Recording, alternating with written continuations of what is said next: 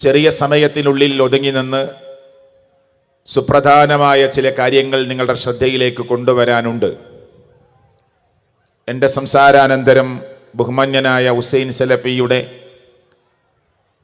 ഒരു വലിയ സംസാരം തന്നെ ഇവിടെ നടക്കാനുമുണ്ട്. എല്ലാം അല്ലാഹു സ്വീകരിക്കുമാറാകട്ടെ. നമ്മൾ ഒരു കുടുംബം എന്ന് പറയുമ്പോൾ, ഓർക്കുമ്പോൾ ആ കുടുംബത്തിൽ അംഗങ്ങളെ നമ്മുടെ മനസ്സിലേക്ക് കടന്നു വരികയാണ്.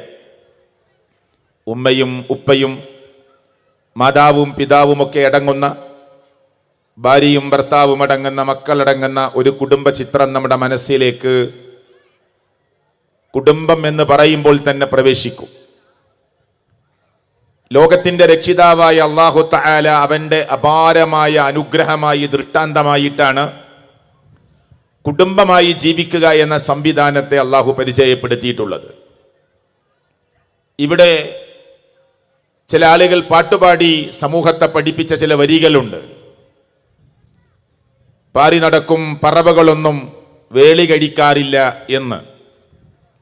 അതുകൊണ്ട് മനുഷ്യർക്ക് എന്തിനാണ് വിവാഹത്തിന്റെ ചില കരാറുകൾ? ഒരാണും പെണ്ണും തമ്മിൽ എന്തിനാണ് വിവാഹം എന്ന് പറയുന്ന ഒരു മതത്തിന്റെ ലേബലിൽ പള്ളിയിലോ ചർച്ചിലോ അമ്പലത്തിലോ വെച്ച് നടക്കുന്ന താലികെട്ടോ നിക്കാഹോ, അതുപോലെ ഏത് പേര് വിളിച്ചാലും എന്തിനാണ് ആ അർത്ഥത്തിലുള്ള ചില നിയമക്കുരുക്കുകൾ എന്ന് ചോദിച്ച മനുഷ്യർ ലോകത്തുണ്ട്.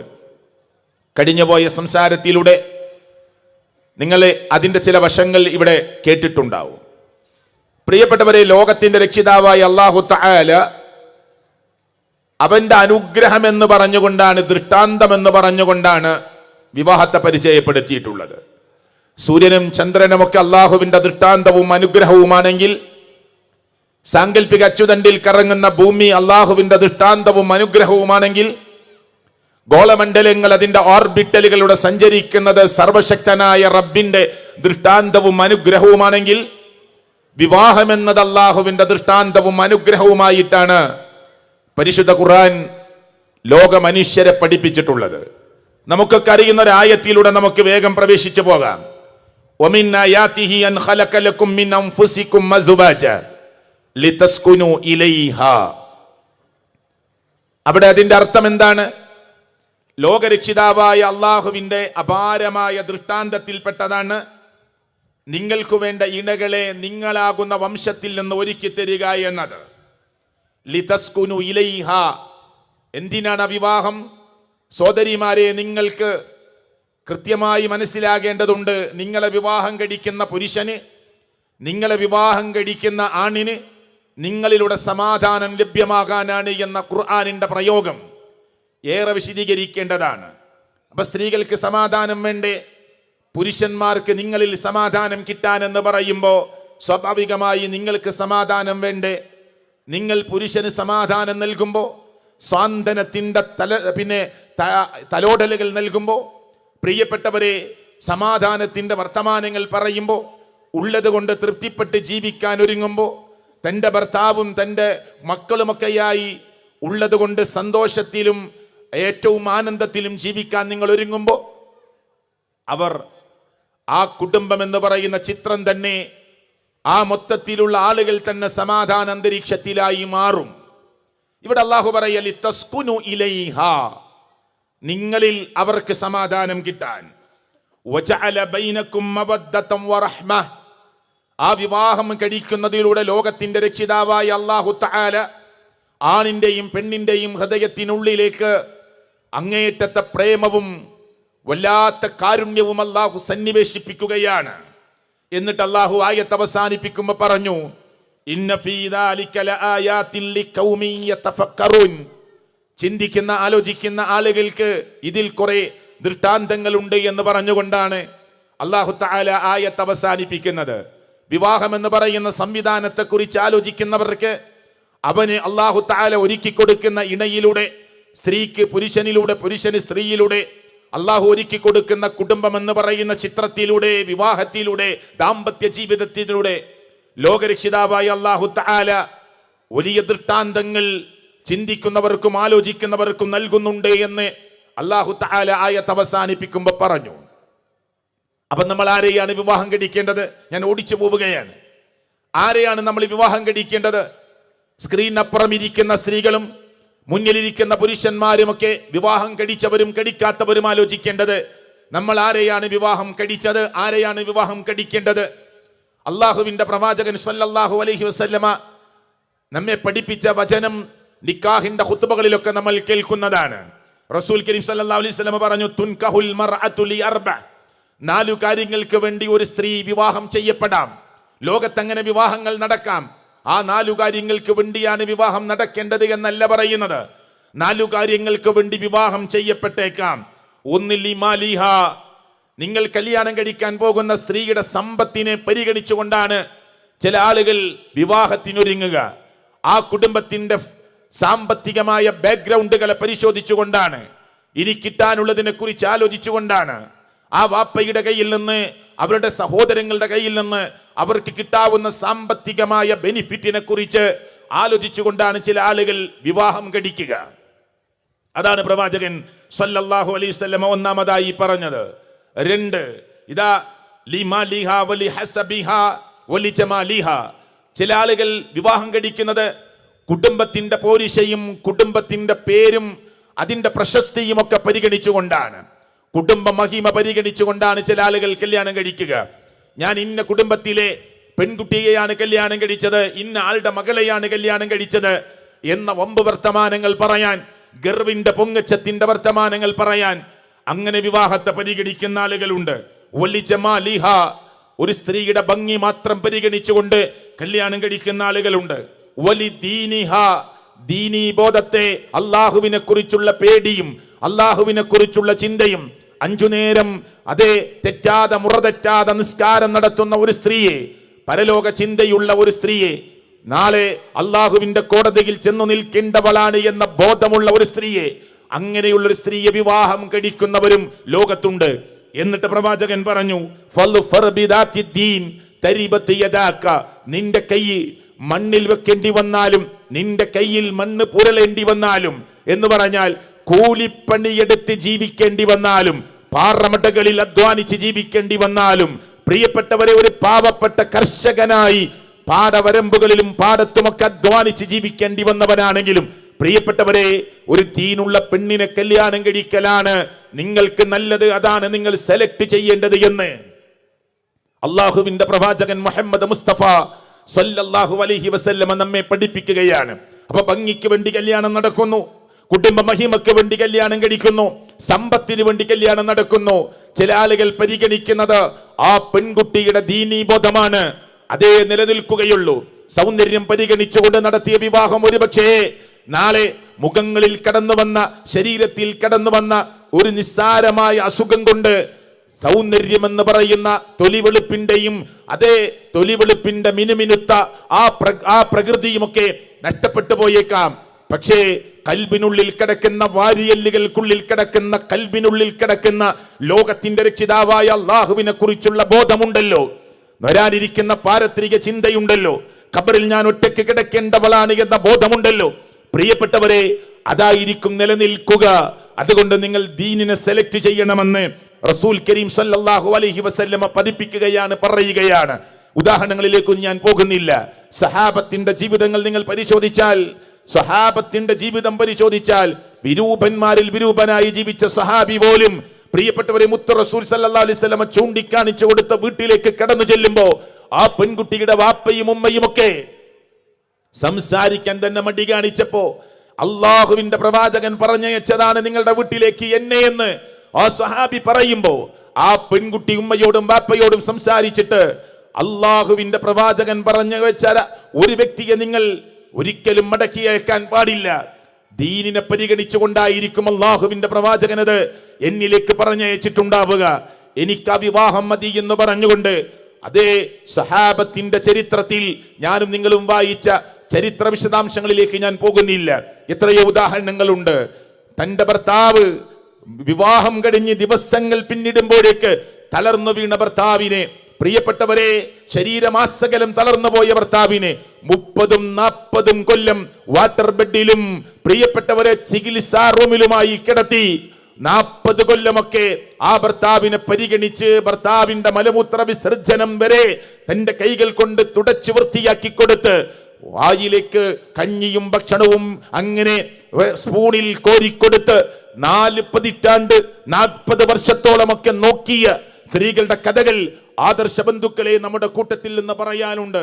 അങ്ങനെ മരണപ്പെട്ടു പോകുമ്പോ കണ്ണിൽ നിന്ന് കുടുകുട കണ്ണുനീരൊലിച്ചിറങ്ങി, എന്റെ പ്രിയപ്പെട്ട ഭർത്താവിനെ എനിക്ക് നോക്കുന്നതിൽ വല്ല അപാകതയും സംഭവിച്ചിട്ടുണ്ടോ, ഇനിയും നോക്കാൻ എനിക്കിഷ്ടമായിരുന്നു എന്ന് പറയുകയും കരഞ്ഞു പോകുകയും ചെയ്ത സഹോദരിമാരെ കുറിച്ച് നമ്മൾ നമ്മുടെ സഹോദരിമാരിൽ നിന്ന് കേട്ടിട്ടുണ്ട്.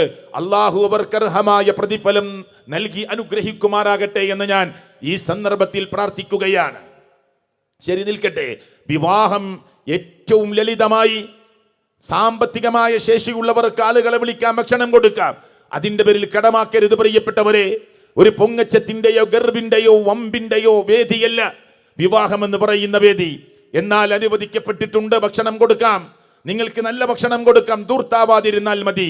പക്ഷേ അള്ളാഹുവിന്റെ പ്രവാചകൻ സല്ലല്ലാഹു അലൈഹി വസല്ലം പറഞ്ഞു, ഖൈറുൻ നിക്കാഹ്, നിക്കാഹിൽ വെച്ച് ഏറ്റവും ഖൈറായ നിക്കാഹ് ഐസറുഹു, അതിലേറ്റവും എളിമയുള്ള എളുപ്പമുള്ള നിക്കാഹാണ് എന്ന് അള്ളാഹുവിന്റെ പ്രവാചകൻ സല്ലല്ലാഹു അലൈഹി വസല്ലം പഠിപ്പിക്കുകയാണ്. അതുകൊണ്ട് എൻ്റെ വിവാഹം നാട്ടിലൊരു ചർച്ചയാവട്ടെ. എൻ്റെ മകന്റെ വിവാഹം, എൻ്റെ മോളുടെ വിവാഹം നാട്ടിലെല്ലാവരുടെയും നാവിൻ തുമ്പിലൂടെ ഇങ്ങനെ ചർച്ചയായി, ആ നാവിൻ തുമ്പിൽ നിന്ന് കാതുകളിലേക്ക്, പിന്നെ അടുത്ത ആളുകളിലേക്ക് ഇങ്ങനെ കൈമാറി പോകുന്ന പൊങ്ങച്ചത്തിന്റെയും ഗർവിന്റെയും കഥ പറയുന്ന ഒരു നിക്കാഹിന്റെ വേദിയായി മാറാൻ നിയ്യത്ത് വെച്ചുകൊണ്ട് ഞാനും നിങ്ങളും ആളുകളെ ക്ഷണിക്കരുത്. ഇത് അതിനുള്ള വേദിയല്ല. ഹലാലായ ഒരു ജീവിതത്തിന് തുടക്കം കുറിക്കാൻ ലോകരക്ഷിതാവായ റബ്ബ് എന്നെയും നിങ്ങളെയും പഠിപ്പിച്ചത് ഇതൊരു മീസാഖൻ ഖലീല, ഇതൊരു സുദീർഘമായ കരാറാണ്. ആരുമായി നടത്തുന്ന കരാറ്? പെൺകുട്ടിയുടെ ഉപ്പയുടെ കൈപിടിച്ച് നിങ്ങളുടെ മോളെ അള്ളാഹുവിന്റെ നാമം ഉച്ചരിച്ചു കൊണ്ടാണ് പറയുന്നത്. നിങ്ങൾ ഈ നടത്തി തരുന്ന നിക്കാഹ് ഇതാ, ഈ സ്വർണ്ണാഭരണമോ ഈ ആഭരണങ്ങളോ അല്ലെങ്കിൽ ഇന്നതോ ഞാൻ നിങ്ങൾക്ക് മഹറായി നിശ്ചയിച്ചുകൊണ്ട് ഈ മഹർ നിശ്ചയിച്ചതിന്റെ അടിസ്ഥാനത്തിൽ ലോകരക്ഷിതാവായ റബ്ബിന്റെ നാമം ഉച്ചരിച്ചുകൊണ്ട് ബിസ്മില്ല എന്ന് പറഞ്ഞുകൊണ്ട് നമ്മൾ ഏറ്റെടുക്കുന്ന ഒരു വല്ലാത്ത ഉത്തരവാദിത്തമാണത്. അതുകൊണ്ട് റബ്ബ് പറഞ്ഞു, ഈ കരാർ എന്നത് ഒരു ശക്തമായ കരാറാണ്, ഒരു കടുത്ത കരാറാണ്, തമാശക്കളിയല്ല ഇത് മീസാഖൻ ഖലീല, ഇതൊരു സുദീർഘമായ കരാറാണ് എന്ന് അള്ളാഹുവിന്റെ പ്രവാചകൻ സല്ലല്ലാഹു അലൈഹി വസല്ലമ പരിശുദ്ധ ഖുർആനിന്റെ വചനം ഓതിക്കൊണ്ട് എന്നെയും നിങ്ങളെയും പഠിപ്പിച്ചിട്ടുണ്ട് എന്ന് നമ്മൾ മറക്കരുത്. പ്രിയപ്പെട്ടവരെ, ഞാൻ വേഗത്തിൽ പറഞ്ഞു പോവുക. ഇവിടെ ഇരിക്കുന്ന സഹോദരന്മാരെ, നിങ്ങളുടെ ഭാര്യമാർ അപ്പുറത്തുണ്ടാകാം, അല്ലെങ്കിൽ അവർ കേൾക്കുന്നുണ്ടാകാം, അല്ലെങ്കിൽ നാളെ ഇത് കേട്ടു എന്ന് വരാം. ശരിക്ക് ചിന്തിച്ചു കേൾക്കണം. സ്ത്രീകൾ പ്രത്യേകിച്ച് ഭർത്താവിനോട് വലിയ ഉത്തരവാദിത്തങ്ങൾ നമുക്ക് നിർവഹിക്കാനുണ്ട്. ആ ഭർത്താവ് ഒന്ന് ക്ഷണിച്ചാൽ ആ ക്ഷണം സ്വീകരിക്കാത്തവളെ ആകാശത്തിന്റെ മേലാപ്പിൽ ലോകത്തിന്റെ രക്ഷിതാവായ റബ്ബ് മുത്തുനബിയുടെ വഹയിലൂടെ, നബിക്ക് കൊടുത്ത വഹയിലൂടെ നമ്മളെ പഠിപ്പിച്ചതാണ്. ആ ഭർത്താവ് ഒന്ന് കോപിട്ടനായി ഒരു രാത്രി നിങ്ങളോട് പ്രയാസപ്പെട്ട് കിടന്നുറങ്ങിയാൽ, പ്രിയപ്പെട്ടവരെ, നിങ്ങൾക്കെതിരെ പ്രാർത്ഥിക്കുന്നത് അള്ളാഹുവിന്റെ മലക്കുകളായിരിക്കുമെന്ന് അള്ളാഹുവിന്റെ പ്രവാചകൻ സംശയത്തിടമില്ലാതെ എന്നെയും നിങ്ങളെയും പഠിപ്പിച്ചു തന്നിട്ടുണ്ട്.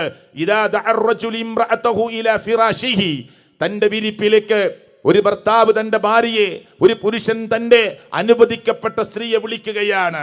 ഫലം തഅതിഹി, അവൾ വന്നില്ല.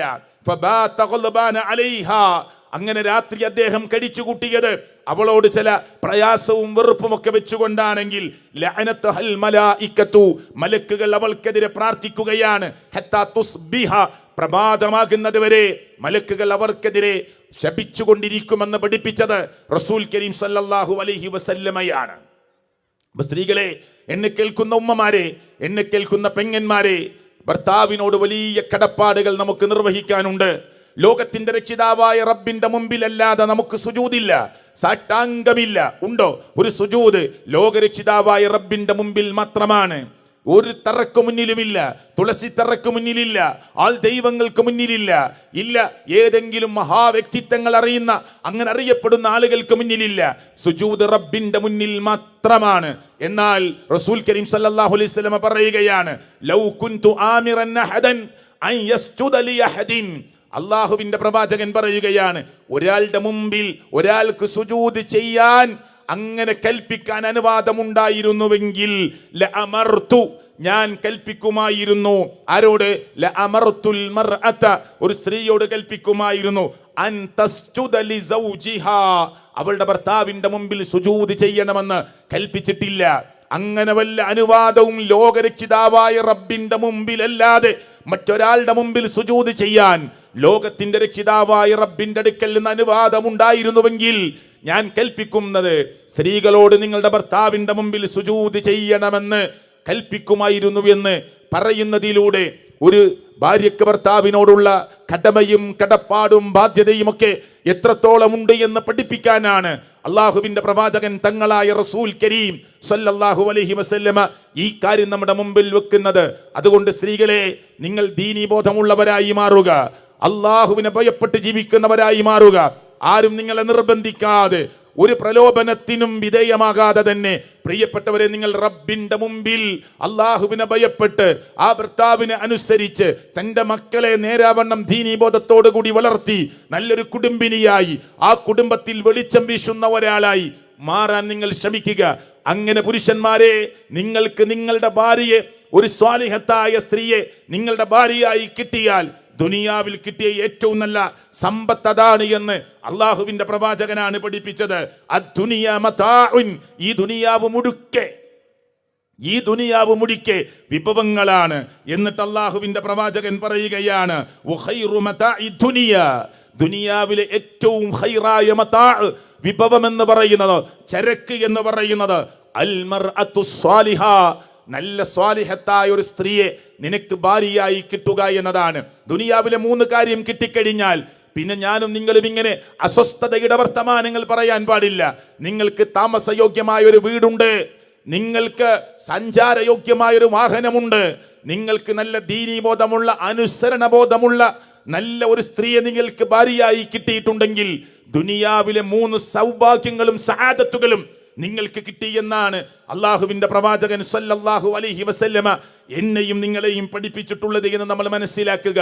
കാരണം അവർക്ക് വേണ്ട ചെലവ് വഹിക്കേണ്ടത് നമ്മളാണ്. അവരുടെ ആ മക്കൾ, നമ്മുടെ മക്കൾ, അവരിലൂടെ റബ്ബ് നമുക്ക് നൽകുന്ന മക്കൾ, അവരുടെ പഠന ചെലവുകൾ കണ്ടെത്തേണ്ടത് നമ്മളാണ്. ഹോസ്പിറ്റലിന്റെ ചെലവ് കണ്ടെത്തേണ്ടത് നമ്മളാണ്. മേൽനോട്ടം വഹിക്കേണ്ടത് നമ്മളാണ്. ഖുർആനിന്റെ പ്രയോഗം തന്നെ അങ്ങനെയാണ്. അർരിജാലു ഖവ്വാമൂന അലന്നിസാ ബിമാ അൻഫഖൂ മിൻ അംവാലിഹിം. ഞാൻ വിശദാംശങ്ങളിലേക്ക് പോകുന്നില്ല. പുരുഷനൊരു മേൽനോട്ടമുണ്ട് അവന്റെ ഭാര്യയുടെ മേൽ, സ്ത്രീകളുടെ മേൽ എന്ന് അല്ലാഹുവിന്റെ ഖുർആൻ പ്രയോഗിക്കുകയാണ്. ചെലവിനെ കുറിച്ച് നിങ്ങൾ ഖുർആനിന്റെയും ഹദീസിന്റെയും പ്രയോഗങ്ങൾ എടുത്ത് പരിശോധിച്ചോളൂ. അതൊക്കെ വഹിക്കേണ്ടത് നമ്മളാണ്. അതുകൊണ്ട് സ്ത്രീകളെ, ഭർത്താവിനനുസരിക്കുക, ആ ഭർത്താവിന്റെ ഇഷ്ടത്തിനും ഇംഗിതത്തിനും അനുസരിച്ച് നിങ്ങൾ നിൽക്കുക. അങ്ങനെ നിങ്ങൾക്ക് നിൽക്കാൻ പറ്റിയാൽ നിങ്ങൾക്ക് സ്വർഗത്തിന്റെ 8 കവാടങ്ങളും നിങ്ങൾക്ക് മുന്നിൽ തുറന്നു വെക്കുകയാണ് എന്ന് അള്ളാഹുവിന്റെ പ്രവാചകൻ സല്ലല്ലാഹു അലൈഹി വസല്ലമ സ്വഹീഹായ ഹദീസിലൂടെ എന്നെയും നിങ്ങളെയും പഠിപ്പിച്ചു തന്നതാണ്. എത്രത്തോളം ബാധ്യതയുണ്ട് പ്രിയപ്പെട്ടവരെ. ഒരു സുന്നത്തായ നോമ്പ് പോലും ഭർത്താവിന്റെ അനുവാദമില്ലാതെ, ഭർത്താവ് നാട്ടിലുണ്ടെങ്കിൽ ആ ഭർത്താവിന്റെ അനുവാദമില്ലാതെ ഒരു സുന്നത്ത് നോമ്പ് പോലും എടുക്കാൻ എൻ്റെ ഭാര്യക്ക്, നിങ്ങളുടെ ഭാര്യക്ക് അനുവാദമില്ല എന്നതാണ് ഇസ്ലാമിന്റെ വിധി. ഒരു സുന്നത്തായ നോമ്പ് പോലും ലാ യഹില്ലു ലിൽ മർഅതി അൻ തസൂമ, ഒരു സ്ത്രീക്ക് നോമ്പെടുക്കുക എന്നത് അനുവദിക്കപ്പെട്ട കാര്യമല്ല. എങ്ങനെയാണെങ്കിൽ വസൗജുഹാ, ആ സ്ത്രീയുടെ ഭർത്താവ് ഷാഹിദുൻ, അവിടെയുണ്ട്, ഇല്ല ബിഇദ്നി, അദ്ദേഹത്തിന്റെ അനുവാദം വാങ്ങിക്കൊണ്ടല്ലാതെ, ഭർത്താവിന്റെ അനുവാദമില്ലാതെ ഒരു സുന്നത്ത് നോമ്പ് പോലും ആ ഭർത്താവ് പകൽ വീട്ടിലുണ്ട്, നിങ്ങളുമായിട്ട് സംസാരിക്കേണ്ടതുണ്ട്, ഇടപെടേണ്ടതുണ്ട് എങ്കിൽ നിങ്ങളുടെ നോമ്പതിന് തടസ്സമാകുമെങ്കിൽ ഭർത്താവിന്റെ സമ്മതമില്ലാതെ ഒരു സുന്നത്ത് നോമ്പ് പോലും എടുക്കാൻ പാടില്ല എന്ന് പഠിപ്പിക്കുകയാണ് അള്ളാഹുവിന്റെ ദീന്. അവ എത്രത്തോളം ബാധ്യതയുണ്ട്. ഇനി പോരാ, അള്ളാഹുവിന്റെ പ്രവാചകൻ ഇത് വിശദീകരിച്ചത് മനസ്സിലാക്കാൻ ഒരു കാര്യം കൂടി ഞാൻ നിങ്ങളെ ഓർമ്മപ്പെടുത്തുകയാണ്. റസൂൽ കരീം സല്ലല്ലാഹു അലൈഹി വസല്ലം പറയുകയാണ്, ഒരു സ്ത്രീയും തന്റെ ഭർത്താവിനെ ഒരിക്കലും ആ പ്രയാസപ്പെടുത്തുന്നില്ല ഇങ്ങനെയായിട്ടല്ലാതെ. എങ്ങനെ? ലാ തുഅദി ഇംറഅത്തുൻ സൗജഹാ ഫിദ്ദുനിയ, ദുനിയാവിൽ വെച്ച് ഒരു സ്ത്രീ തന്റെ ഭർത്താവിനെ ഉപദ്രവിക്കുകയില്ല, ഇല്ലാ ഖാലത്ത്, പറഞ്ഞിട്ടല്ലാതെ. ആര്? സൗജതുഹു മിനൽ ഹൂറിൽ ഐൻ, നാളെ വരാനിരിക്കുന്ന പാരത്രിക ലോകമെന്ന് പറയുന്ന സ്വർഗ നരകങ്ങൾ നിശ്ചയിക്കുന്ന ആ സ്വർഗത്തിലേക്ക് റബ്ബൊരുക്കി വെച്ച ഹൂറുൽ ഐൻ എന്ന് പറയുന്ന വിശാലമായ കണ്ണുകളുള്ള സൗന്ദര്യവതികളായ സ്വർഗീയ സ്ത്രീകളെ കുറിച്ചാണ് ആ പ്രയോഗം നടത്തിയിട്ടുള്ളത്. ആ സ്വർഗീയ സ്ത്രീ പറഞ്ഞിട്ടല്ലാതെ ഒരു സ്ത്രീക്ക് തന്റെ ഭർത്താവിനെ ദുനിയാവിൽ വെച്ച് ഉപദ്രവിക്കാൻ കഴിയില്ല. എന്താണ് ആ സ്വർഗീയ സ്ത്രീ പറയുന്നത്? ഇവിടെ വെച്ച് നിങ്ങൾ നിങ്ങളുടെ ഭർത്താവിനെ ഉപദ്രവിക്കുമ്പോ, പ്രയാസപ്പെടുത്തുമ്പോ, മനക്ലേശം ഉണ്ടാക്കുമ്പോ, ടോർച്ചർ ചെയ്യുമ്പോ, തിരിച്ചുമാവാം പ്രിയപ്പെട്ടവരെ, അത് സംഭവിക്കുമ്പോ സ്വർഗത്തിലെ നിങ്ങൾക്ക് വേണ്ടി ഒരുക്കിയ അല്ലാഹു തആല ഒരുക്കി വെച്ച മുഅ്മിനായ ഒരാളെയാണ് നിങ്ങൾ ഉപദ്രവിക്കുന്നതെങ്കിൽ അതാ സ്ത്രീ പറയും ലാ തുഅ്ദി, ഖാത്തലിക്കില്ല, ഉപദ്രവിക്കല്ലേ അദ്ദേഹത്തെ, നീ നശിച്ചു പോകട്ടെ. ഫഇന്നമാ ഹുവ ഇൻദകി ദഖീലുൻ യൂഷികു അൻ യുഫാരികകി ഇലൈനാ, നിന്റെ അടുക്കൽ താൽക്കാലികമായി ഒന്ന് കുറച്ച് സമയമേ നിൽക്കുന്നുള്ളൂ. നിന്നെ വിട്ട്, നിന്നെ വേർപിരിഞ്ഞ് ഇവിടേക്ക് വരാൻ സമയമായിട്ടുണ്ട്. അതുകൊണ്ട് നീ ആ മനുഷ്യനെ ഉപദ്രവിക്കല്ലേ, ഖാത്തലിക്കില്ല, നിന്നെ അല്ലാഹു തആല നശിപ്പിച്ചു കളയട്ടെ എന്ന് പ്രാർത്ഥിച്ചിട്ടല്ലാതെ ദുനിയാവിൽ വെച്ച് ഒരു നല്ല മനുഷ്യനാണെങ്കിൽ, ഒരു നല്ല ഭർത്താവാണെങ്കിൽ, നല്ലൊരു പുരുഷനാണെങ്കിൽ അദ്ദേഹത്തിന്റെ ഭാര്യയ്ക്ക് അദ്ദേഹത്തെ ദ്രോഹിക്കാൻ കഴിയില്ല. ഇതൊക്കെ അള്ളാഹുവിന്റെ പ്രവാചകൻ സല്ലല്ലാഹു അലൈഹി വസല്ലം പറഞ്ഞത്. എന്നാൽ സ്ത്രീയെ സംബന്ധിച്ചിടത്തോളം എളുപ്പമാണ് സ്വർഗം കിട്ടാൻ. റസൂൽ സല്ലല്ലാഹു അലൈഹി വസല്ലം പറഞ്ഞില്ലേ, ഇദാ സല്ലത്തിൽ മർഅതു ഖംസഹാ, സഹോദരിമാരെ ശ്രദ്ധിച്ചു കേട്ടോളൂ, ഒരു സ്ത്രീ 5 നേരം നമസ്കരിക്കുകയാണ്, സ്വർഗം കിട്ടുമോ? സ്വർഗം കിട്ടുമോ? അതുകൊണ്ട് മാത്രം സ്വർഗം കിട്ടില്ല. ഇദാ സല്ലത്തിൽ മർഅതു ഖംസഹാ, ഒരു സ്ത്രീ 5 നേരത്തെ നമസ്കാരം കൃത്യമായി നിർവഹിക്കുകയാണ്. വസ്വാമത്ത് ശഹ്റഹാ, റമളാൻ എന്ന് പറയുന്ന മാസത്തിന്റെ നോമ്പ് അത് കൃത്യമായി നിർവഹിക്കുകയാണ്. നഷ്ടപ്പെട്ടു പോയ നോമ്പുകളെ തിരിച്ചു പിടിക്കുകയാണ്. വഹഫിളത്ത് ഫർജഹാ, തന്റെ ജനനേന്ദ്രിയത്തെ, ലൈംഗിക അവയവത്തെ കാത്തു സൂക്ഷിക്കുകയാണ്, അതിനെ ഒരിക്കലും ദുരുപയോഗപ്പെടുത്തുകയില്ല. പിന്നെ പറഞ്ഞു വഅത്വാഅത്ത് സൗജഹാ, തന്റെ ഭർത്താവിനെ അനുസരിക്കുകയാണ്. ഖീല ലഹാ, അവളോട് പറയപ്പെടും എന്ത്? നാളെ പരലോകത്തുനിന്ന് ഖീല ലഹ ദുഖുലിൽ ജന്ന, സ്വർഗത്തിലേക്ക് നീ പ്രവേശിച്ചുകൊള്ളൂ എന്ന് ആ സഹോദരിയോട് പറയപ്പെടും. 4 കാര്യങ്ങളാണ് എണ്ണിയത്. 1, 5 നേരത്തെ നമസ്കാരം കൃത്യമായി നിർവഹിക്കുകയാണ്. ഫർലായ നോമ്പ്, 1 മാസക്കാലത്തെ ഫർലായ നോമ്പ് എടുക്കുകയാണ്. തന്റെ ജനനേന്ദ്രിയത്തെയും ലൈംഗിക അവയവത്തെയും കാത്തു സൂക്ഷിക്കുകയാണ്. മുത്ത റസൂൽ സല്ലല്ലാഹു അലൈഹി വസല്ലമ സ്ത്രീ പുരുഷൻ എന്ന വ്യത്യാസമില്ലാതെ ഒരു വാഗ്ദാനം നമുക്ക് നൽകിയിട്ടുണ്ട്. ഒരു വാഗ്ദാനം നമുക്ക് നൽകിയിട്ടുണ്ട്. എന്താണ് ആ വാഗ്ദാനം? 2 താടിയെല്ലുകൾക്കിടയിലുള്ള ഈ എല്ലില്ലാത്ത ഇറച്ചി കഷ്ണമാകുന്ന നാവിനെ നിങ്ങൾ സൂക്ഷിക്കുമെന്ന് എനിക്ക് ഉറപ്പ് തരുമോ? 2 തുടയെല്ലുകൾക്കിടയിലുള്ള നിങ്ങളുടെ ലൈംഗിക അവയവത്തെ സൂക്ഷിക്കുമെന്ന് നിങ്ങൾ എനിക്ക് ഉറപ്പ് തരുമോ? ഈ 2 കാര്യങ്ങളിൽ നിങ്ങൾ എനിക്ക് ഉറപ്പു തന്നാൽ ഞാൻ നിങ്ങൾക്ക് സ്വർഗത്തിന് വേണ്ടി ജാമ്യം നിൽക്കാമെന്ന്. അങ്ങനെ പറഞ്ഞ ഏതൊക്കെ വിഷയങ്ങളുണ്ട്? വേറെ ഏതൊക്കെ വിഷയങ്ങളുണ്ട്? അങ്ങനെ നിങ്ങളുടെ നാവിനെയും നിങ്ങളുടെ ലൈംഗിക അവയവത്തെയും സൂക്ഷിക്കാമെന്ന് നിങ്ങൾ എനിക്ക് ഉറപ്പു തന്നാൽ ഞാനിതാ നിങ്ങൾക്ക് ഉറപ്പു തരുന്നു, സ്വർഗത്തിന് വേണ്ടി, നിങ്ങളുടെ സ്വർഗത്തിന് വേണ്ടി ഞാൻ ജാമ്യമാണ് എന്ന് അള്ളാഹുവിന്റെ പ്രവാചകൻ സല്ലല്ലാഹു അലൈഹി വസല്ലമ എനിക്കും നിങ്ങൾക്കും ഉറപ്പ് തന്നത്. ഹദീസിൽ ഇങ്ങനെ, സ്വഹീഹായ ഹദീസിൽ ഇങ്ങനെ, ഹദീസിന്റെ ഗ്രന്ഥങ്ങളിൽ അതിങ്ങനെ പ്രിയപ്പെട്ടവരെ ഒരു സന്തോഷത്തിന്റെ, എന്നാൽ ഏറെ ചിന്തനീയമായി നിൽക്കുകയാണ്. അപ്പോ ആ ഹദീസിലെ പ്രയോഗത്തിൽ ഭർത്താവിനെ അനുസരിക്കുക എന്ന്, പ്രിയപ്പെട്ട സഹോദരിമാരെ, സ്വർഗം നേടാൻ എളുപ്പമാണ്. കുട്ടികളെ അച്ചടക്കത്തോടുകൂടി വളർത്തുക, ഭർത്താവിനെ കാത്തിരിക്കുക, പുഞ്ചിരിയുമായിട്ടുള്ള മുഖവുമായി കാത്തിരിക്കുക. ആ ഭർത്താവ് കൊണ്ടുവന്ന എന്താവട്ടെ, ഒരു ചെരുപ്പാകട്ടെ, ഒരു വസ്ത്രമാകട്ടെ, ഒരു കണ്ടപ്പോൾ നിങ്ങൾക്ക് തരുന്നൊരു ഗിഫ്റ്റായി വാങ്ങിക്കൊണ്ടുവന്നത് കളർ നിങ്ങൾക്ക് ഇഷ്ടപ്പെട്ടില്ലെന്ന് വരാം, ഒരുപക്ഷെ രൂപം നിങ്ങൾക്ക് ഇഷ്ടപ്പെട്ടില്ലെന്ന് വരാം. ആ ക്ഷീണിച്ചു വരുന്ന തന്റെ ഭർത്താവിനോട് അധിക്ഷേപത്തിന്റെ വാക്ക് പറയല്ലേ, അദ്ദേഹത്തിന്റെ മനസ്സ് നോവിക്കുന്ന വർത്തമാനം പറയല്ലേ, അദ്ദേഹത്തിന്റെ കൽബിനെ പ്രയാസപ്പെടുത്തുന്ന വർത്തമാനം പറയല്ലേ. എല്ലാം സമാധാനത്തിൽ ഇരിക്കുമ്പോ ഈ കളർ ഒന്ന് മാറ്റിക്കൂടെ എന്ന് നിങ്ങൾക്ക് ചോദിക്കാം. പക്ഷേ അയാളെ പ്രയാസപ്പെടുത്തല്ലേ. കണ്ടപ്പോ ഇഷ്ടപ്പെട്ട് അദ്ദേഹത്തിന്റെ കയ്യിൽ കാശ് കുറവായിട്ടും അത് വാങ്ങിക്കൊണ്ടുവന്ന് നിങ്ങളെ ഒന്ന് സന്തോഷിപ്പിക്കാൻ വേണ്ടി കടന്നു വരുമ്പോ ഇതാണോ നിങ്ങൾ കൊണ്ടുവരാൻ കണ്ടത് എന്ന നന്ദികെട്ട വർത്തമാനം നിങ്ങൾ പറഞ്ഞു പോകല്ലേ എന്ന് ഹദീസിന്റെയും അതിനെ വ്യാഖ്യാനിച്ച ഗ്രന്ഥങ്ങളിലുമൊക്കെ ചില വാചകങ്ങൾ കാണാം. എത്ര ചെയ്തു കൊടുത്താലും ഒരു പ്രാവശ്യം ചെയ്യാൻ പറ്റിയില്ലെങ്കിൽ, അല്ലെങ്കിൽ നിങ്ങൾ എപ്പോഴാ ചെയ്തു തരാറുള്ളത്?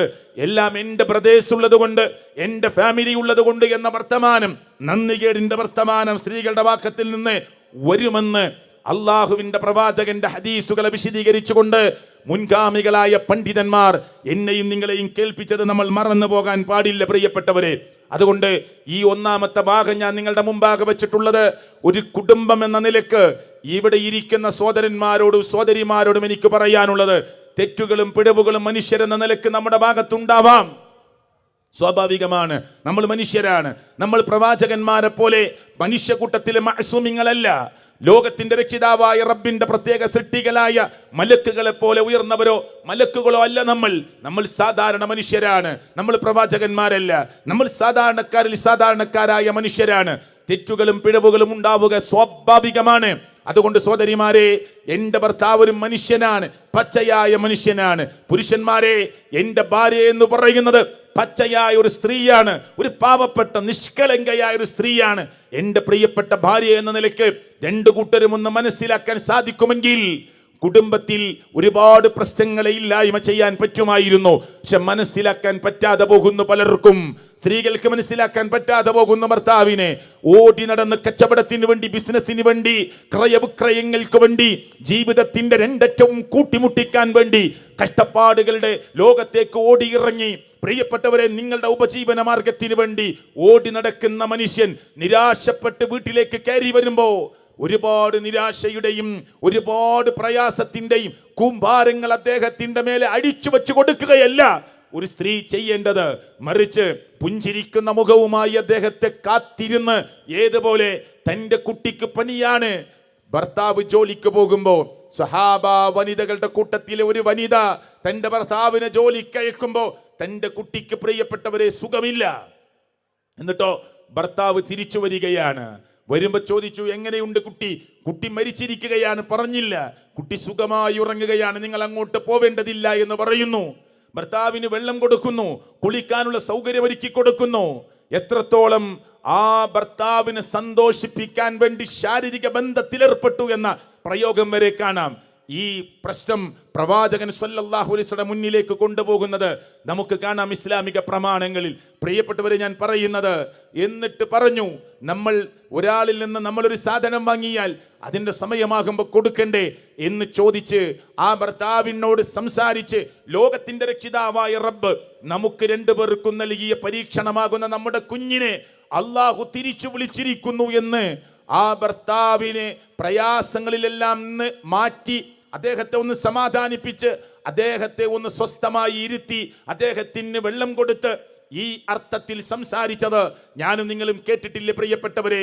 എന്നിട്ട് ചെറിയ പ്രശ്നങ്ങളെ ഊതിവിർപ്പിച്ച്, നിസ്സാരമായ പ്രശ്നങ്ങളെ ഊതിവിർപ്പിച്ച് കുടുംബ കലഹങ്ങൾ ഉണ്ടാക്കുന്നവർ നമ്മുടെ കൂട്ടത്തിലുണ്ടെങ്കിൽ ഈ വിഷയത്തിന്റെ പൂർണ്ണതയ്ക്ക് വേണ്ടി ഒരൊറ്റ വാക്കുകൂടി ഞാൻ ചേർത്തി പറയുകയാണ്.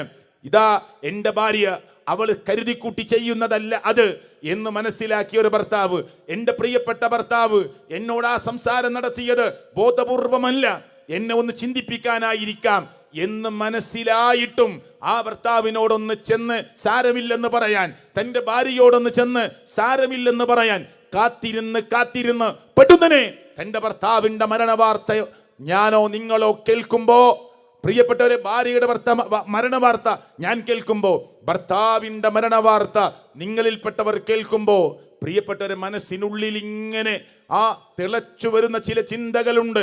ഒന്ന് ചെന്ന് കൈപിടിച്ച് മാപ്പ് ചോദിക്കാമായിരുന്നു, ഒന്ന് കെട്ടിപ്പിടിച്ച് തൻ്റെ ദുഃഖം പറയാമായിരുന്നു. പക്ഷേ ഇനി ഒരാൾ ഖബറിലാണ്, ഒരാൾ പുറത്താണ്. പിന്നെ എന്ത് ആലോചനയ്ക്ക്, എന്ത് പ്രസക്തിയാണ് പ്രിയപ്പെട്ടവരെ ഉള്ളത്? റബ്ബിന്റെ മുന്നിലേക്ക് നമുക്ക് കരങ്ങൾ ഉയർത്തിയും ഉയർത്താതെയും മാപ്പ് ചോദിക്കാം. അള്ളാഹുവിനോട് ഈ സംഭവിച്ച തെറ്റിനെ കുറിച്ച് ലോകരക്ഷിതാവായ റബ്ബിന്റെ മുമ്പിലേക്ക് നമ്മുടെ കൽബുയർത്തി പറയാം. പക്ഷേ അവസരങ്ങൾ ഇഷ്ടം പോലെ ഉണ്ടായിരുന്നില്ലേ? ഇവിടെ ഇരിക്കുന്ന സഹോദരിമാരെ, നമുക്ക് സമയം കിട്ടിയില്ലേ തന്റെ ഭർത്താവിനോട് എൻ്റെ നാവിലൂടെ വന്ന വാക്കിന് മാപ്പ് ചോദിക്കാൻ? തൻ്റെ ഭാര്യയ്ക്ക് നേരെ തൻ്റെ കൈയോങ്ങിയതിന്, അടിച്ചുപോയതിന്, ആ ഒരിക്കലും മുറിവ് പറ്റാത്ത വിധത്തിലുള്ള തൊടുത്തുവിട്ട അമ്പ് പോലെയുള്ള സംസാരങ്ങൾ നടത്തിയതിന് മാപ്പ് ചോദിക്കാനുള്ള അവസരങ്ങൾ ഉണ്ടായിരുന്നില്ലേ? സാരമില്ലെന്ന് പറയാനുള്ള അവസരങ്ങൾ ഉണ്ടായിരുന്നില്ലേ? കാത്തിരുന്ന് കാത്തിരുന്ന് മരണം വരെ കൊണ്ടുപോയവർ നമ്മുടെയൊക്കെ കൂട്ടത്തിൽ ഉണ്ടായിട്ടുണ്ട്. പ്രിയപ്പെട്ടവരെ, ഉണ്ടായിട്ടുണ്ട്. ഇനി സങ്കടപ്പെട്ടിട്ട് എന്ത് കാര്യമെന്ന് നമ്മൾ ആലോചിക്കണം. ഇനി കുട്ടികളോട് ഞാനൊരു വാക്കുകൂടി പറയട്ടെ.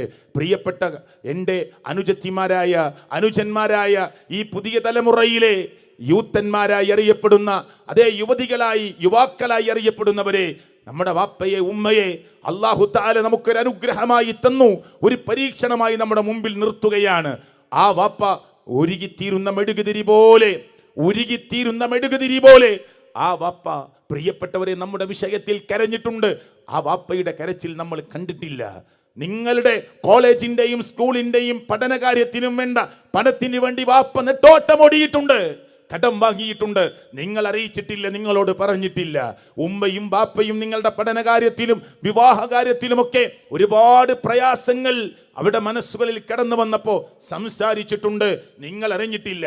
എന്നാൽ രാജ്യം വെക്കുന്ന നിയമം എനിക്ക് അനുകൂലമാണ് എന്ന് പറഞ്ഞ് 18 വയസ്സ് പൂർത്തിയാകുന്നെന്ന് കോടതിയിൽ തന്റെ കാമുകനുമായി വന്നു നിന്ന് വക്കീല് വിളിക്കുമ്പോ ഉമ്മയും ബാപ്പയും ഒക്കെ കോടതിയുടെ മുറ്റത്ത് വന്ന് വരാന്തയിൽ വന്ന് കോടതിയുടെ ഉള്ളിൽ കയറി നിന്ന് ആ ജഡ്ജിക്ക് മുന്നിൽ ഇങ്ങനെ റിക്വസ്റ്റ് നടത്തുന്ന ഒരു വാപ്പ, ഒന്ന് അപേക്ഷിക്കുന്ന ഒരു ഉമ്മ, ഞങ്ങളുടെ മകളെ തിരിച്ചു തരൂ എന്ന് പറഞ്ഞ് ഒരു വാപ്പയെ വേദനിപ്പിച്ചവർ ഈ സുന്ദിക്കൊപ്പയിലെ ഫാമിലി കോൺഫറൻസിൽ ഇത് കേൾക്കുന്നുവെങ്കിൽ, ഒരു ഉമ്മയെ വേദനിപ്പിച്ചവർ ഈ സംസാരം കേൾക്കുന്നുവെങ്കിൽ, ഇത് നമുക്ക് തീരാനഷ്ടമായി മാറുകയാണ്. നാളെ തീരാനഷ്ടമായി മാറുകയാണ്.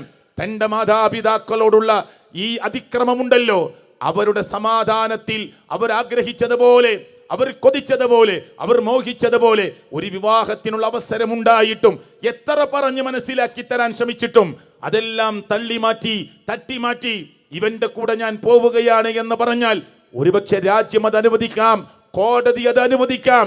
കോടതി ചില വാക്കുകൾ ഇന്നലകളിൽ ഞാനും നിങ്ങളും കേട്ടത്, ഒരു സ്ത്രീക്ക്, ഒരു അന്യ ഭർത്താവുള്ള ഒരു സ്ത്രീക്ക് അന്യ പുരുഷന്മാരുമായി തോന്നുന്ന സ്നേഹത്തിനും ഇഷ്ടത്തിനും പ്രേമത്തിനും അതൊന്നും ഒരു കുറ്റമായി കണക്കാക്കാൻ പാടില്ല എന്ന് ചർച്ച ചെയ്യുന്ന ഒരു പുതിയ ലോകത്താണ് നമ്മളുള്ളത്. പക്ഷേ രാജ്യം എന്തു പറഞ്ഞു എന്നതല്ല, ലോകത്തിന്റെ രക്ഷിതാവായ റബ്ബ് പ്രപഞ്ചനാഥനായ അല്ലാഹു തആല എനിക്കും നിങ്ങൾക്കും നൽകിയ അപാരമായ അനുഗ്രഹമാകുന്ന റബ്ബിന്റെ ദീനുണ്ടല്ലോ, ഇന്ന ദീന ഇൻദല്ലാഹിൽ ഇസ്ലാം എന്ന് പറയുന്ന ഈ ദീനുണ്ടല്ലോ, ആ ദീനിന്റെ കണക്കിൽ നമ്മുടെ അവസ്ഥ എന്തായിരിക്കും, നമ്മുടെ ഖബറിൽ നമ്മുടെ അവസ്ഥ എന്തായിരിക്കും, നമ്മുടെ പരലോകത്ത് നമ്മുടെ അവസ്ഥ എന്തായിരിക്കും, സ്വർഗ നരകങ്ങൾ നിശ്ചയിക്കുന്ന പടച്ചവന്റെ നീതിപൂർവമായ കോടതിയിൽ നമ്മുടെ അവസ്ഥ എന്തായിരിക്കുമെന്ന് ഗൗരവപൂർവം ആലോചിക്കണം. ആരാരുമില്ലാതെ ഒറ്റയ്ക്ക് ഖബറിൽ കിടക്കുന്ന രംഗത്തെക്കുറിച്ച് ആലോചിക്കണം. പ്രിയപ്പെട്ടവരെ, നഫ്സി നഫ്സി എന്ന് പറഞ്ഞ് പരലോകത്ത് എന്റെ കാര്യം എന്ന് പറഞ്ഞ് ഒറ്റയ്ക്ക് നിൽക്കുന്ന ഘട്ടത്തിൽ നമ്മുടെ വിഷയം എന്തായിരിക്കുമെന്ന് ഗൗരവമായി നമ്മൾ ആലോചിക്കണം. ഇവിടുത്തെ നിയമം ഇങ്ങനെയാണ് എന്ന് പറഞ്ഞിട്ട് ഞാൻ ഉദാഹരണങ്ങളിലേക്ക് പോകുന്നില്ല. എത്ര കോടതി മുറ്റങ്ങളിലാണ്, എത്ര ഉമ്മമാരുടെ കണ്ണുനീരുകളാണ് ഒറ്റി വീണത്. ഇന്നും നമ്മൾ യൂട്യൂബിലും പത്രത്തിലും വീഡിയോയിലുമൊക്കെ കണ്ടതും കേട്ടതും വായിച്ചതുമായ വാർത്തകൾ ഇത് പറയുമ്പോൾ നമ്മുടെ മുന്നിലേക്ക് കടന്നു വരുന്നുണ്ട്. ഒരു ചേ എന്ന വാക്ക് പോലും പറയാൻ പാടില്ലാത്ത മാതാപിതാക്കള്, അവിടെ കൂട്ടുകുടുംബ ബന്ധുമിത്രാദികള് അവരെ സമാധാനിപ്പിച്ച് സാരമില്ലെന്ന് പറഞ്ഞ് പിടിച്ചു കൊണ്ടുവന്ന് വാഹനത്തിലിരുത്തി സാരമില്ലെന്ന് പറഞ്ഞ് വലിച്ചു കൊണ്ടുപോകുന്നൊരവസ്ഥ കോടതിയുടെ മുറ്റത്ത് നമ്മൾ കണ്ടിട്ടുണ്ട്. ഒരു ഉപ്പ പറഞ്ഞത് ഞാൻ കേട്ടിട്ടുണ്ട്. എന്താ ഉപ്പ പറഞ്ഞെന്നറിയോ? 18 വയസ്സ് വരെ ആ മോളെ പോറ്റി വളർത്തിയ ഞാൻ, ആ കുട്ടി ചെറിയ കുട്ടിയായിരിക്കെ എൻ്റെ ജോലി കഴിഞ്ഞ് ഞാൻ വീട്ടിലെത്തുമ്പോൾ അവൾ കിടന്നുറങ്ങുന്ന തൊട്ടിലുണ്ടല്ലോ, ഇന്ന് ഒരുപാട് സംവിധാനങ്ങളുണ്ട്, കയറുകൊണ്ട് തുണി കെട്ടിയുണ്ടാക്കിയ തൊട്ടിൽ, ആ തൊട്ടിലിൽ ചെന്ന് അവളുടെ കാലിലും അവളുടെ വയറ്റത്തും അവളുടെ നെറ്റിയിലുമൊക്കെ ഞാനിങ്ങനെ തൊട്ടിലിന്റെ തുണി ഇങ്ങനെ വിടർത്തി ഉമ്മ വച്ചാൽ ഉണർന്നു പോകുമോ എന്ന് വിചാരിച്ചിട്ട് പതുക്കെ പതുക്കെ ആ തുണി ഇങ്ങനെ വിടർത്തി ചില സമയത്ത് കയറൊക്കെ ഇങ്ങനെ ഉയർത്തിപ്പിടിച്ച് എൻ്റെ ചുണ്ടുകൾ അവിടെ നെറ്റിയിലും മുഖത്തും കാലിലുമൊക്കെ വെച്ചത് ഞാൻ ഓർക്കുകയാണ്. എന്നിട്ട് ആ മോളുടെ പേര് കോടതിയുടെ മുറ്റത്ത് നിന്ന് കാമുകന്റെ കൈ പിടിച്ച് നടന്നു പോകുമ്പോൾ ആവർത്തിച്ചു വിളിച്ചു. അവൾക്ക് ഞാനിട്ട പേര് വിളിച്ചു, വീട്ടിൽ വിളിക്കുന്ന ഓമന പേര് വിളിച്ചു. ഒരു പ്രാവശ്യമെങ്കിലും ഒന്ന് തിരിഞ്ഞു നോക്കിയിട്ട് പാപ്പാ എന്താ നിങ്ങൾക്ക് പറയാനുള്ളത് എന്ന് ചോദിച്ചിരുന്നുവെങ്കിൽ എനിക്കിത്ര ദുഃഖമുണ്ടാകുമായിരുന്നില്ല. എൻ്റെ വിളി കേട്ടില്ല അവൾ, തിരിഞ്ഞു നോക്കിയില്ല അവൾ. എൻ്റെ വിളിയോ അവളെ പ്രസവിച്ച അവളുടെ ഉമ്മയുടെ വിളിയോ ഇല്ല, തിരിഞ്ഞു നോക്കുക പോലും ചെയ്യാതെ കാമുകന്റെ കൈ പിടിച്ച് നടന്നു പോകുന്ന പ്രിയപ്പെട്ടവരെ, ആ രംഗത്തെ കുറിച്ച് കണ്ണീരോടുകൂടി ആ വാപ്പ പറയുന്നത് ഒരുപക്ഷെ നിങ്ങളും കേട്ടിട്ടുണ്ടാകും. പ്രിയപ്പെട്ടവരെ, എവിടെ കൊണ്ടുപോയി കഴുകിക്കളയും ഈ കുറ്റങ്ങളൊക്കെ എന്ന് പുതിയ ലോകത്ത് ജീവിക്കുന്ന കുട്ടികൾ ശരിക്ക് ചിന്തിക്കണമെന്ന് മാത്രമാണ് ഈ സന്ദർഭത്തിൽ ഞാൻ ഓർമ്മപ്പെടുത്തുന്നത്. പരിഹാരം എന്താണ് പ്രിയപ്പെട്ടവരെ? പരിഹാരം എന്താണ്? ഇവിടെ നടക്കുന്ന ഓരോ സംസാരങ്ങളും നമ്മുടെ ജീവിതത്തിൽ ഉണ്ടാകുന്ന പ്രശ്നങ്ങൾക്കുള്ള പരിഹാരമാണ്. ഇനി വരാനിരിക്കുന്ന ബഹുമാന്യനായ ഹുസൈൻ സലഫിയുടെ സംസാരത്തിൽ മുഴുക്കെ ജീവിതത്തിന്റെ വിശ്വാസ രംഗത്തും അല്ലാത്ത രംഗത്തുമൊക്കെ ഉണ്ടാകേണ്ട, ശ്രദ്ധിക്കേണ്ടതായ, പിടച്ചു പോകുന്നതിനുള്ള പരിഹാരങ്ങളാണ് ഇവിടെ നിശ്ചയിക്കാൻ പോകുന്നത്, കേൾക്കാൻ പോകുന്നത്. ഞാൻ ചോദിക്കട്ടെ, അള്ളാഹുവിന്റെ ഖുർആൻ, അള്ളാഹുവിന്റെ കലാം, ആ കലാം ഒന്നിരുന്ന് പഠിക്കാൻ ഈ സദസ്സിലിരിക്കുന്ന സഹോദരിമാരോട് ഞാൻ ചോദിക്കട്ടെ, ജീവിതത്തിൽ ഒരു തവണ പോലും പരിശുദ്ധ ഖുർആനിന്റെ അർത്ഥസഹിതം 6236 ആയത്തുകൾ ഒന്ന് ഓതി നോക്കിയിട്ടില്ലാത്ത ആളുകൾ സുണ്ടിക്കൊപ്പയിലെ ഈ സമ്മേളനത്തിൽ ഇരിക്കുന്നുവെങ്കിൽ പ്രിയപ്പെട്ടവരെ, എന്ത് പരിഹാരമാണ് നമുക്ക് മുന്നിൽ നിശ്ചയിക്കാനുള്ളത്, പറയാനുള്ളത്? ഇവിടെ ഇരിക്കുന്നവരെ, വ്യത്യസ്ത ഭാഷകൾ അറിയുന്നവരെ, വ്യത്യസ്തമായ ലാംഗ്വേജുകൾ പറയുന്നവരെ, കച്ചവടങ്ങളിലും ക്രയവിക്രയങ്ങളിലും ബിസിനസ്സുകളിലുമൊക്കെ ധാരാളമായ കണ്ണിങ്ങായി പലതും ചെയ്യാനും പറയാനും സാധിക്കുന്നവരെ, അള്ളാഹുവിന്റെ ഖുർആനിൽ നിന്ന് 30 ജുസയിൽ നിന്ന് എത്ര അധ്യായങ്ങൾ, എത്ര സൂറത്തുകൾ, എത്ര ആയത്തുകൾ എനിക്ക് കേട്ടാൽ അതിൻ്റെ ആശയം മനസ്സിലാകുമെന്ന അർത്ഥത്തിൽ വളരാനും ഉയരാനും നമുക്ക് സാധിച്ചിട്ടുണ്ട്. ആ ഖുർആൻ കേട്ടും മറിഞ്ഞും അന്വേഷിച്ചും അമുസ്ലിങ്ങളായ ആളുകൾ വരെ ഖുർആനിന്റെ അത്ഭുതങ്ങൾ കണ്ട്, അതിൻ്റെ അമാനുഷികതകൾ കണ്ട്, ഖുർആനിന്റെ ആശ്ചര്യഭരിതമായ ആ ഖുർആനിന്റെ വാക്കുകൾ കേട്ടുകൊണ്ട് ഇസ്ലാമിക ലോകത്തേക്ക് കടന്നു വരുമ്പോ പ്രിയപ്പെട്ടവരെ, നമ്മൾ അലമാരയിൽ സൂക്ഷിച്ച അള്ളാഹുവിന്റെ കലാമാകുന്ന ഖുർആനിനെ ഒന്ന് ശരിയാവണ്ണം വായിക്കാനും പഠിക്കാനും സാധിക്കാത്തവരായി മാറുന്നു. ഞാൻ കേരളക്കരയിലെ മലപ്പുറം ജില്ലയിലെ ഒരു നിരീശ്വരവാദി ഖുർആനിൽ ഒരുപാട് തെറ്റുകളുണ്ട് എന്ന് പറയാൻ, ഇപ്പോഴല്ല കുറെ മുമ്പ് തെറ്റുകൾ ഉണ്ടെന്ന് പറയാൻ, പർവ്വതം മാണിയാണ് എന്ന് പറഞ്ഞതും ഈ പർവ്വതങ്ങളെ റബ്ബ് ഭൂമിയിൽ തൂണുകളാക്കി വച്ചിരിക്കുന്നു എന്ന് പറഞ്ഞതുമാണ് അന്ന് അദ്ദേഹം ഉദ്ധരിച്ചിരുന്നത്. ഞാനൊരു ഉദാഹരണം നിങ്ങളുടെ മുമ്പിൽ വെക്കുക മാത്രമാണ്. കാരണം ആണിയുടെ അതിൻ്റെ തൊപ്പിയുള്ള പരന്ന ഭാഗം പുറത്തേക്കാണ്, ആണിയുടെ ഷാർപ്പായ ഭാഗം ചുമരിലേക്കും മരത്തിലേക്കും പോകേണ്ടതാണ്. അദ്ദേഹം പറഞ്ഞ വാക്ക് ഞാൻ പറയാണ്. പക്ഷേ ഖുർആനിൽ ഇതാ ആണികളെപ്പോലെ പർവ്വതത്തെ നിർത്തിയിരിക്കുന്നു എന്ന് പറഞ്ഞതിൽ തെറ്റുണ്ട്. നിങ്ങൾ ചോദിക്കുന്നുണ്ടല്ലോ, ഖുർആനിൽ എവിടെയാണ് തെറ്റുള്ളത് എന്ന്. അനേകം തെറ്റുകളുണ്ട്. ഒന്ന് ഞാൻ പറയാം, ഇല്ലാത്തതുകൊണ്ടാണ് പറയാത്തത്. അനേകം തെറ്റുകളുണ്ട്, ഒന്ന് ഞാൻ പറയാമെന്ന് പറഞ്ഞുകൊണ്ട് അദ്ദേഹം പറഞ്ഞ വാക്കതായിരുന്നു. പക്ഷേ പിന്നീട് അദ്ദേഹം തന്നെ തിരുത്തിയോ എന്ന അർത്ഥത്തിലുള്ള സംസാരങ്ങൾ നമ്മൾ പിന്നീട് കേട്ടിട്ടുണ്ട്. കാരണം പർവ്വതങ്ങൾ ഈ ഭൂമിയുടെ അടിയിലേക്ക് അടിവേരുകളെ പോലെ ഷാർപ്പായി ഒരു ആണി ചുമരിലേക്കോ മരത്തിലേക്കോ അടിച്ചു താഴ്ത്തുന്നതിനേക്കാൾ ഷാർപ്പായി ഭൂമിയിലേക്ക് ഇറങ്ങി നിൽക്കുന്നുവെന്ന കണ്ടെത്തലുകൾ പരിശുദ്ധ ഖുർആനിന്റെ പ്രഖ്യാപനത്തിന് മുന്നിൽ ഈ അർത്ഥത്തിൽ സംസാരിച്ചു പോയ നിരീശ്വരവാദികളായ ആളുകളൊക്കെ പിന്നീട് മുഖം താഴ്ത്തി നിൽക്കേണ്ട ഒരവസ്ഥ നമ്മൾ കണ്ടിട്ടുണ്ട്. ഖുർആനിൽ ഒരു പ്രയോഗം നോക്കൂ നിങ്ങൾ, അലം നജഅലിൽ അർള മിഹാദ വൽ ജിബാല ഔതാദ. നമുക്കറിയുന്നതാണ്, ഞാൻ വിശദീകരിക്കുന്നില്ല. ഈ ഭൂമി ഉരുണ്ടതാണെന്ന് ശാസ്ത്രം പറയുമ്പോൾ ഈ ഭൂമിയിൽ നമുക്ക് നടക്കാൻ, ഓടാൻ, ഈ വിധാനിച്ചു വെച്ച ഭൂമിയെ അത്ഭുതമായി ചർച്ച ചെയ്യേണ്ട കാര്യമാണ് പ്രിയപ്പെട്ടവരെ. ഈ ആകാശങ്ങൾ ഇന്നും വികസിച്ചു കൊണ്ടിരിക്കുന്നുവെന്ന് സയൻസ് ലോകത്തോട് വിളിച്ചു പറയുമ്പോൾ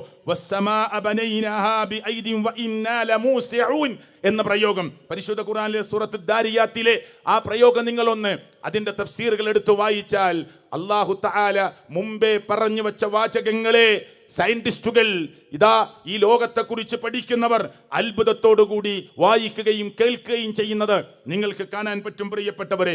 മറജൽ ബഹ്റൈനി യൽതഖിയാൻ ബൈനഹുമാ ബർസഖുൻ ലാ യബ്ഗിയാൻ എന്ന പ്രയോഗം. അതേ, രണ്ട് വെള്ളങ്ങൾ തമ്മിൽ കൂടിക്കലരാതെ കടലിൽ സർവശക്തനായ റബ്ബിട്ട രണ്ട് മറകളെക്കുറിച്ച് രണ്ടു തരം വെള്ളത്തെക്കുറിച്ച് സയൻസിന്റെ ലോകം അല്ലെങ്കിൽ കടലിനെ കുറിച്ച് പഠിക്കുന്ന ആളുകൾ, സമുദ്രങ്ങളെ കുറിച്ച് പഠിക്കുന്ന ആളുകൾ അത്ഭുതത്തോടുകൂടി സംസാരിക്കുമ്പോൾ ഖുർആനിന്റെ ഈ പ്രയോഗം പ്രിയപ്പെട്ടവരെ എത്രമാത്രം ചർച്ച ചെയ്യേണ്ടതാണ്. ഈ ഇരുമ്പെന്ന് പറയുന്ന അത് ഈ ഭൂമിയിലേക്ക് ഒരു പ്രത്യേകമായ സ്ഫോടനത്തിലൂടെ ഇറക്കപ്പെട്ടതാണ് എന്ന് സയൻസ് പറയുമ്പോൾ ഖുർആനിന്റെ പ്രയോഗം വഅൻസൽനൽ ഹദീദ ഫീഹി എന്നല്ലേ. സമയത്തിന്റെ കുറവുകൊണ്ട് ഞാൻ വിശദാംശങ്ങളിലേക്ക് പോകുന്നില്ല. നാം ഇറക്കിയിരിക്കുന്നു എന്ന പ്രയോഗമാണ്. അല്ലാഹു തആല പരിശുദ്ധ ഖുർആനിൽ സൂറത്ത് ഹദീദിൽ അവിടെ നിങ്ങൾ ഓതി നോക്കിയാൽ കാണാം 25-ാമത്തെ ആയത്തിലൂടെ അല്ലാഹു തആല പറയുന്നത്, മനുഷ്യരെ ഞാനും നിങ്ങളും ഉമ്മയുടെ ഗർഭപാത്രത്തിൽ നിന്ന് വന്ന ഘട്ടത്തെക്കുറിച്ച് എത്രമാത്രമാണ് ഈ ശാസ്ത്രലോകം ചർച്ച ചെയ്തിട്ടുള്ളത്. എന്ന പ്രയോഗം, മുളകത്ത് എന്ന അത്ഭുതകരമായ പ്രയോഗം, അലക്കത്ത് എന്ന പ്രയോഗം, നുത്തുഫത്ത് എന്ന പ്രയോഗം, ബീജഗണത്തെക്കുറിച്ചുള്ള പ്രയോഗം, അല്ലേ, രക്ത കഷ്ടം പോലെയുള്ള രക്തപിണ്ഡത്തെക്കുറിച്ചുള്ള ആ പ്രയോഗത്തെക്കുറിച്ചുള്ള ചർച്ച, പിന്നെ മനുഷ്യൻ കടിച്ചു തുപ്പിയ ഇറച്ചി കഷ്ടമെന്ന് അർത്ഥം വെക്കാവുന്ന മുളുകത്ത് എന്ന ആ പദപ്രയോഗം അമേരിക്കയിലെ ബിഷപ്പ്മാർ ലോകത്തോട് പറഞ്ഞു. 27-28 ദിവസം പ്രായമുള്ള ഗർഭത്തെ ഒന്ന് സ്കാൻ ചെയ്ത്, നമ്മൾ സാധാരണ സ്കാനിങ് റിപ്പോർട്ടുകൾ കാണുമ്പോൾ നമുക്ക് മനസ്സിലാകുന്ന രൂപത്തിലല്ല ചിത്രം, മനസ്സിലാകുന്ന രൂപത്തിൽ ഒരു സ്കാനിങ് ചിത്രം പുറത്തു കൊണ്ടുവന്ന് ഇതുപോലൊരു സ്ക്രീനിലിട്ട് വലുതാക്കി കാണിച്ചു കൊടുത്താൽ, അമേരിക്കയിലെ ഗൈനക്കോളജിസ്റ്റുകളായ ബിഷപ്പ്മാർ ലോകത്തോട് പറഞ്ഞത്, മനുഷ്യന്റെ പല്ല് പതിഞ്ഞ അടയാളം 27 ഡേയ്സ് അല്ലെങ്കിൽ 26, 27, 28 ദിവസമൊക്കെ പ്രായമായ ഒരു ഗർഭത്തെ പരിശോധിച്ചാൽ ഒരു ഇറച്ചിക്കട്ടം നിങ്ങൾക്ക് കാണാം, അതിൽ മനുഷ്യന്റെ പല്ല് പതിഞ്ഞിട്ടുണ്ട് എന്ന് പറയുമ്പോൾ ഖുർആനിലെ മുളുകത്ത് എന്ന പ്രയോഗം അത്ഭുതകരമാണ് പ്രിയപ്പെട്ടവരെ. യഖ്ലുഖുകും ഫീ ബുതൂനി ഉമ്മഹാതികും ഖൽഖം മിൻ ബഅദി ഖൽഖ് ഫീ ളുലുമാത്തിൻ സലാത്ത് എന്ന പരിശുദ്ധ ഖുർആനിലെ 39-ാം അധ്യായം സൂറത്ത് സുമറിലെ പ്രിയപ്പെട്ടവരെ ആ പ്രയോഗം അല്ലാഹു തആല പ്രയോഗിച്ചത് അത്ഭുതത്തോടു കൂടിയാണ് ശാസ്ത്രലോകം കണ്ടിട്ടുള്ളത്. 1400 വർഷങ്ങൾക്ക് മുമ്പ് അല്ലാഹുവിന്റെ പ്രവാചകൻ അല്ലാഹുവിന്റെ വഹീ പ്രകാരം പറഞ്ഞത് അല്ലാഹുവിന്റെ കലാമായതുകൊണ്ട് തെറ്റു സംഭവിക്കാതെ ആധുനിക ലോകത്തും ചർച്ച ചെയ്തുകൊണ്ടിരിക്കുകയാണ്. ഇന്നിറങ്ങിയതാണോ, ഇന്ന് വന്നതാണോ ഈ വാചകം എന്ന നിലക്കാണ് ആളുകൾ ഈ വിഷയങ്ങളെയൊക്കെ ചർച്ച ചെയ്യാറുള്ളത്. അതുപോലെ തന്നെ ഒരു എരുമയുടെ, പശുവിന്റെ, ആടിന്റെ നക്കാലികളുടെ അകിടിൽ നിന്ന് പുറത്തു വരുന്ന പാലിനെ കുറിച്ച് ഖുർആൻ പ്രയോഗിച്ച വാക്ക് നുസ്ഖീകും മിമ്മാ ഫീ ബുതൂനിഹി മിൻ ബൈനി ഫർസിൻ വദമിൻ ലബനൻ ഖാലിസ എന്ന പ്രയോഗം. എത്ര നല്ല ശുദ്ധമായ പാലാണ് ഒരു പശുവിന്റെ അകിടിൽ നിന്ന് പുറത്തു വരുന്നത്. അത് എവിടുന്നാ വരുന്നത്? ആ പ്രയോഗം അത്ഭുതത്തോടു കൂടിയാണ് ലോകം വായിച്ചിട്ടുള്ളത്. രക്തത്തിന്റെയും അതിന്റെ കാട്ടത്തിന്റെയും ഇടയിലൂടെ കടന്നു വരുന്ന ആ ശുദ്ധമായ തൂവെള്ള പാലിനെ കുറിച്ച് ആലോചിക്കാനാണ് അള്ളാഹുവിന്റെ കലാം പറയുന്നത്. പ്രിയപ്പെട്ടവരെ, തേനീച്ചയെ കുറിച്ച് സംസാരിച്ചപ്പോ